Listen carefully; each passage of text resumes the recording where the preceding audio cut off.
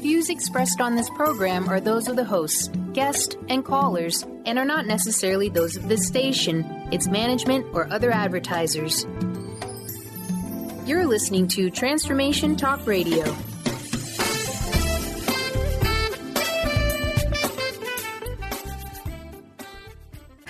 Moms, are you ready to become enlightened, empowered, and stress-free? Well, get ready because you are about to tune into vibrant, powerful moms helping everyday women create an extraordinary life with Debbie Pokornik. Each week, Debbie discusses topics to help you become self-aware, inspired, and on track to create the life you crave. It's time to stop settling and start thriving. And it all begins now on Transformation Talk Radio.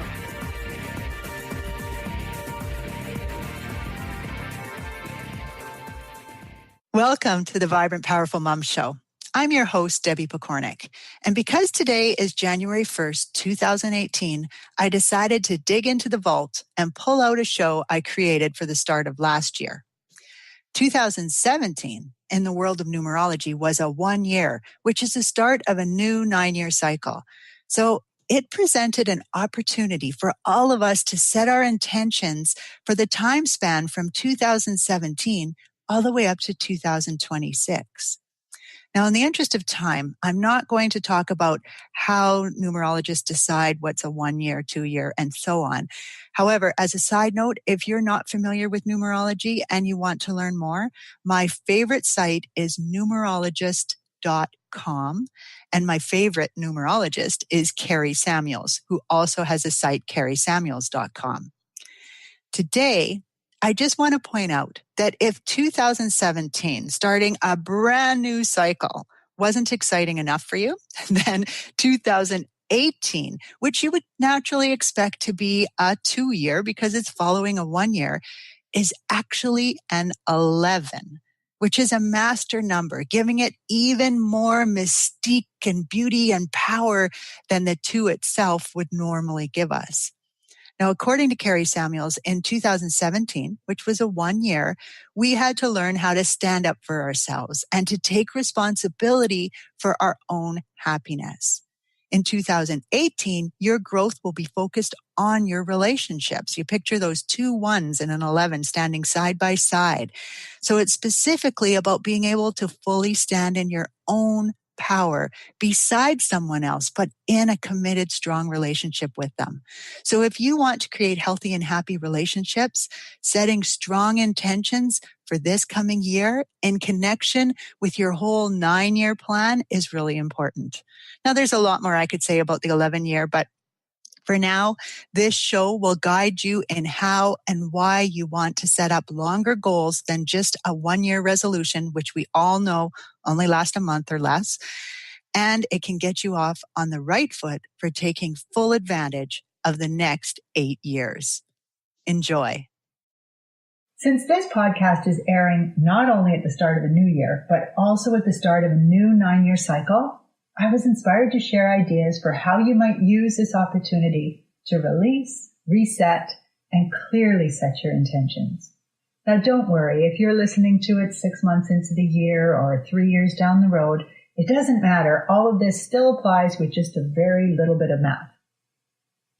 In the world of numerology, when you take the numbers of any year and add them together and then reduce them to a single digit, you'll get a number from 1 to 9. That number and the energies that it exudes actually affects the year that you're in. This is really important because it means we are starting the next 9-year cycle. It also means 2016 was a 9-year. So it was a year of completion, of releasing, and basically working out any major unfinished business from the previous years. So take a look back now at the last 9 years. What all happened in your life that kind of came to a peak or changed course? Sometimes just sitting down and reflecting on that can start to change things for you and allow you to let things go. Let me give you an example of my previous 9 years. The previous 9-year cycle started in 2007. For me, in hindsight, this is when I started thinking and making the motions towards leaving my job with the school division, which I absolutely loved. It was a dream social worker job in so many ways. But I had this sense that I needed to leave it. And so I went and signed a 2-year contract with a self-publishing company to get my book done over the next 2 years. I knew that likely when my book was published, I would leave the school division and break off onto my own little adventures. In 2010, I left the position and I started on full-time as an entrepreneur. I wrote a couple books, started presenting on my own, creating my own programs, and I put my energy into creating an online business. Now, if I didn't sit down and really think about this, and if you asked me what the last 9 years had been about for me, I would have said about building a business. But actually, that's not true. You see, in 2007, when I decided to commit to writing a book and leave the school division, I knew I was running on fumes. There was something wrong. Because even when I would have the whole summer off to recharge myself, I found myself totally exhausted when it was time to go back to work. It turns out my adrenals were absolutely tanked. So I was starting to get sick all the time, catch every virus and so on. And I was just finding that I was slowly getting weaker and weaker.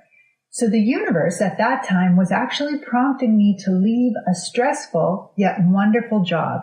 The job was stressful because I'm an introvert and I had to get out and present and do all these, create all these programs that I had to put myself out there to do. And that was hard on me. So rather than just leave the school division, I felt I had to be leaving to go to something. So I decided to sign the book contract, and I was really prepping to leave one stressful job to jump into another very stressful way of life. So in 2010, just before my book launched, I was in an accident. Suffice it to say, business building, out of necessity, had to drop on my priority list. I found this very frustrating at the time because I really wanted to build a successful business. I wanted to promote my book. I wanted to create programs. I wanted to be a success. And in my own mind, to be a success, I needed to create and match the income that I was making before I left the school division, but now on my own. So as it turns out, I wasn't really listening to what the universe was suggesting. Instead, I was still pushing myself to create something meaningful.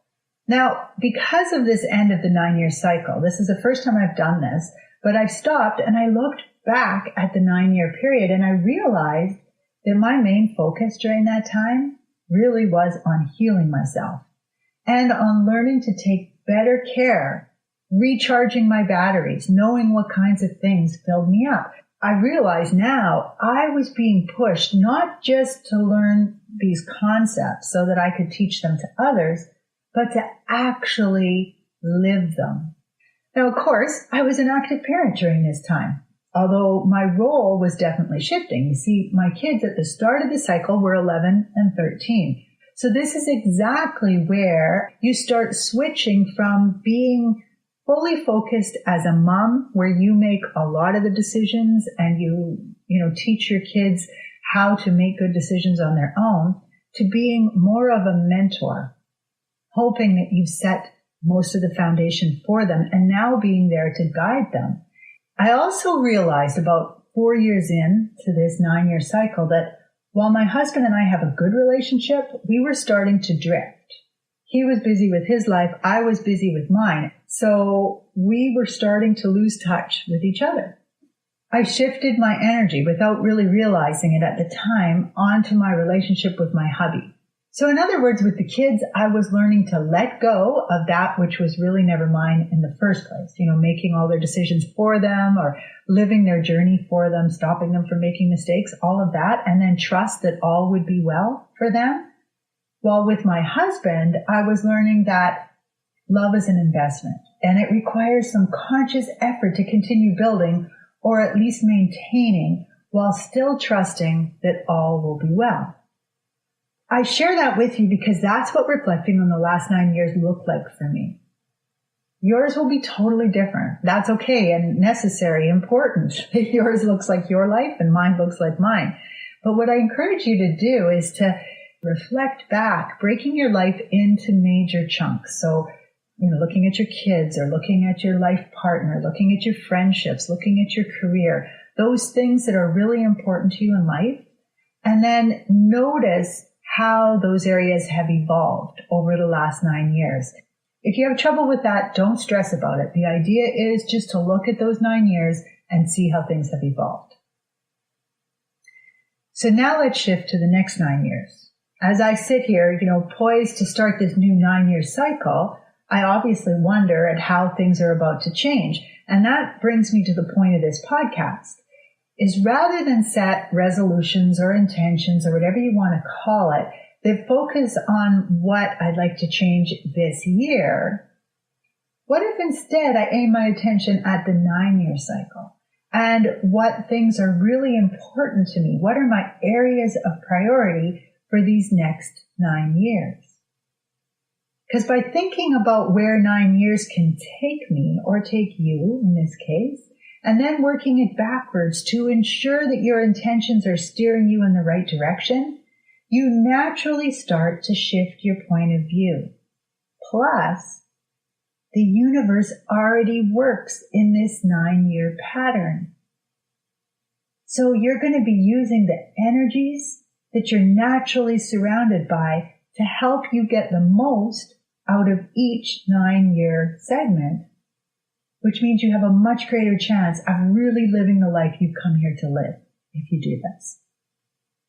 Stephen Covey referred to this as starting with the end in mind, and it was a key part to his 7 habits of highly effective people, only he wasn't necessarily tying it back to numerology. So all I'm doing is adding in another element and saying, wow, what if we use this universal numerological energy to really help give us a boost? So how might this look? Well, for example, if your kids are currently 5 and 3, then in 9 years, they're going to be 14 and 12. Wow. Teenagers. Are you ready? I know it seems like a far way off. You are setting the stage right now when they are 3 and 5 years old for what things will be like when they are a teenager. So you're doing this anyway. Wouldn't it be a great idea to be doing it consciously and in a way that is truly building the kind of relationship that you want to have with them?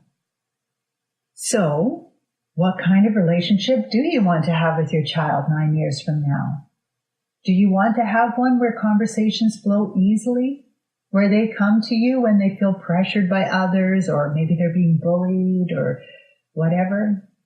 Do you want them to know that you have their back no matter what?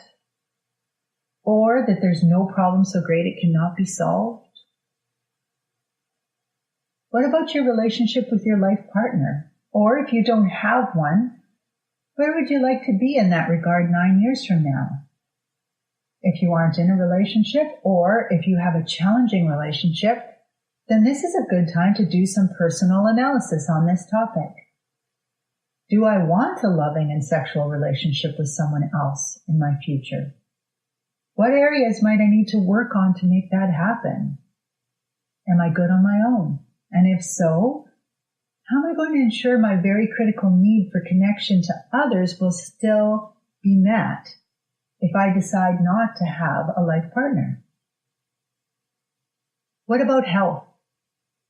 Where are you in that department? And where would you like to be in 9 years' time? Given your current trajectory, are you likely to get there? I know this might not sound like a new idea, but in fact, for many of us, it truly is. And what's really amazing about it is because this is the start of a 9-year cycle, even the universal energies are ready to help you. So I'm going to show you what I mean. Most people who do not like the outcome that they're getting put their energy into changing their action in an effort to get different results. Now, this is one step better than doing the same thing over and over again and expecting the results to change. Just for example, if you believe you're overweight and you don't want to be overweight anymore, you might resolve to lose some weight. In fact, that's the most common resolution people make, is to lose weight or to be healthier. So their current outcome might be that they're carrying extra weight, or maybe they're lacking energy, or maybe they're not necessarily overweight, but they feel they're under-muscled. So they look at their current outcome and they decide their actions must be the problem. So they vow to make a change. They go on a diet, they buy a gym membership, they join a kickboxing class, or sign up for The Biggest Loser, or whatever. Now, a month into the year, or maybe it's 2 months, they catch a cold, or they have something stressful come up in their life. Their mother-in-law suddenly decides to stay for an extended period with them, or maybe something big happens at work, or maybe they lose their job, or maybe it's a positive thing, like they go on a winter holiday and they lose focus on their new action. It's too hard. They have to constantly remind themselves that they've changed their practiced way of being. Now, at this point, especially if they've lost weight and now they start gaining it back, they might decide that their dreams are too lofty. I'll never lose weight. I'm genetically predisposed to this. Look at my family. Or they might decide they need to lower their standards. They'll decide, you know what? It's okay if I'm 170 pounds because that works for me. This is my ideal place. I'm being too picky thinking I should be 140 or 150 or whatever the number is. So to really create sustainable results, you need to actually go back to your original point of view and shift your perspective to make long-term, lasting changes. This is called a paradigm shift, and it has the effect of helping you see things in a totally different light, which can eliminate many of the blocks that you currently have on that topic. So using the idea of the 9-year cycle is a great way to shift your perspective, to tune into and release some of the subconscious junk that is getting in your way. So when you do a paradigm shift, it happens immediately. You change your mindset immediately. But the changes to, say, your body in this case aren't going to happen overnight. And you're not going to be able to change every aspect of your life at once. So if in your 9-year plan you identify 7 different areas you want to target, you're not going to be able to do them all at once.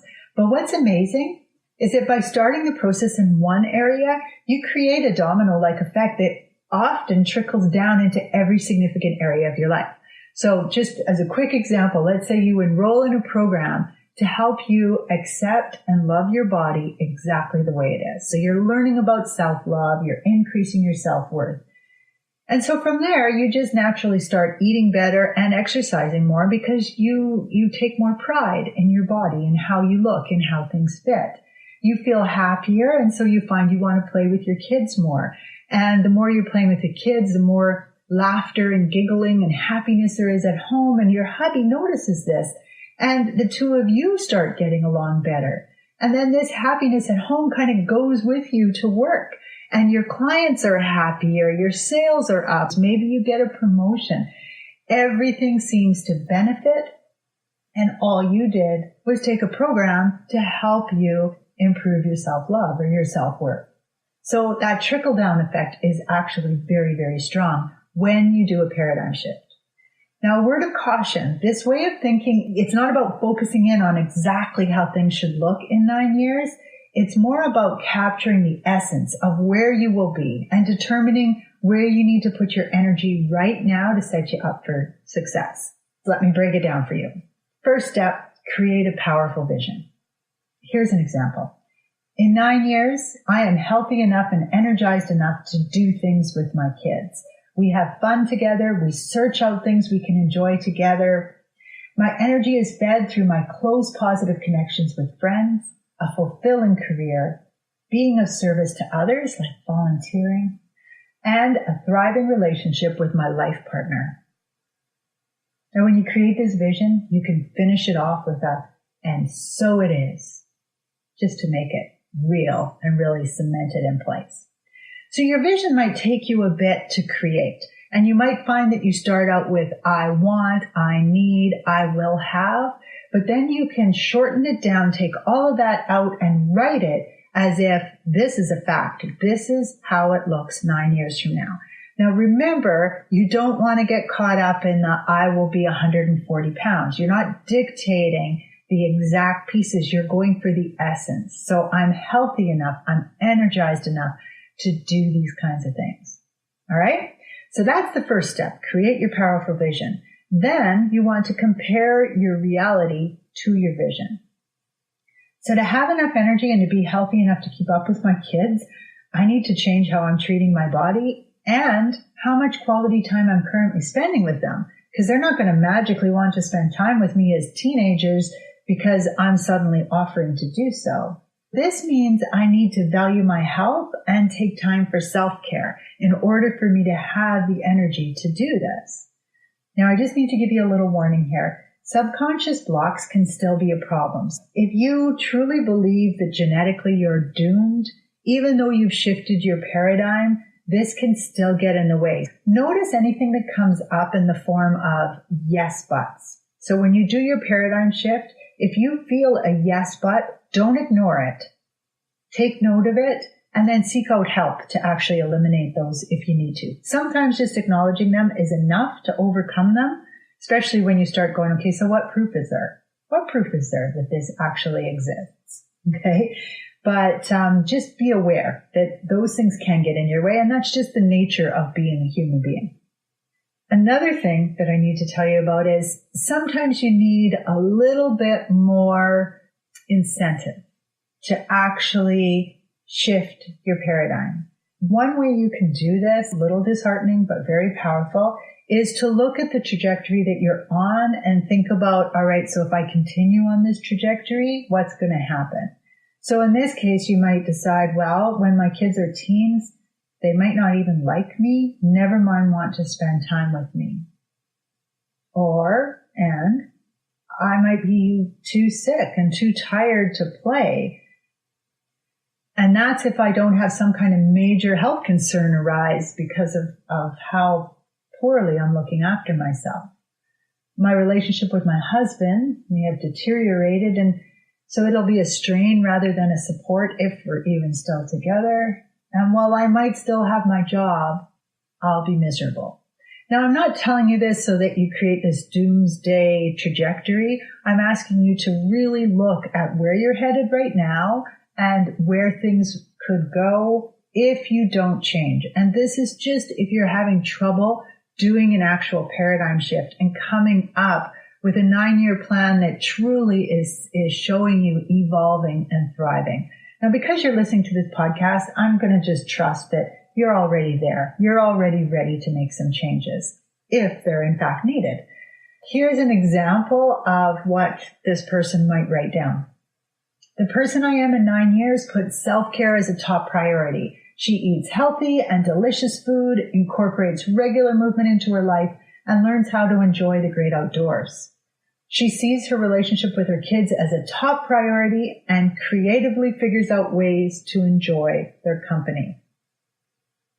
This is going to help to guide her because this is where she's at right now. She's got her vision, and now she's got, here's what I need to do in order to be that person in 9 years. So now you need to determine a starting point. In this case, this mom says, I struggle with putting myself first, yet I also don't really put enjoyment of my kids or spending quality time with my hubby first. In fact, I spend a lot of time feeling a bit like a martyr, keeping my house clean and going to a job that I really no longer enjoy. Her starting point, she might decide, is starting this year, I will learn how to put myself first. My number one drain is work, so I will open myself up to the possibility of changing career paths or finding a hobby that I'm passionate about. Maybe I'll do both. I'll learn how to eat well without depriving myself and setting myself up for failure, otherwise known as dieting. And I will find ways to enjoy playing with my kids that gets me moving around more. So she's determining a starting point that isn't overwhelming, that is just saying, I am going to really focus on raising my vibrational energy and feeling good about everything that I'm doing. Those things will have that beautiful domino effect. Now you break it down into your action bullet. Action bullets for 2017 for this person are learn self-care ideas and make regular self-care breakouts part of my day. Search out things I find enticing regarding my career or hobby and bring some of that into my life. So look for ways I can enjoy the job I have or start looking at different things I can do that I feel passionate about, that make me feel stronger as a person. Learn about healthy eating versus dieting and 5 things that I could do this year to make positive changes without adding stress. Share my plan with 2 friends that I can trust and ask them to hold me accountable. It's important you do this with more than one friend because if one friend is a pushover, they'll just let you get away with it. Or if you drift apart, sometimes that'll happen too. You just stop talking to them so they can't hold you accountable. So share it with 2 if you can and really ask them to help hold you accountable. And then finally, celebrate reaching even the smallest of goals. That celebration part is so important. Once you've come up with your first step, check in monthly, quarterly, or at some other suitable interval to see where you are, and then use your 9-year plan as guidance to help you figure out and implement the next step. With much respect for you and the journey you are on, this is Debbie Pokornik, wishing you a vibrant and powerful day. You've been listening to Vibrant, Powerful Moms with host Debbie Pokornik. If you've enjoyed this show, please give us a shout out and leave us a positive review. To find out more about Debbie and her sisterhood of Vibrant, Powerful Moms, visit empoweringenergy.com. That's empowering with letters NRG.com.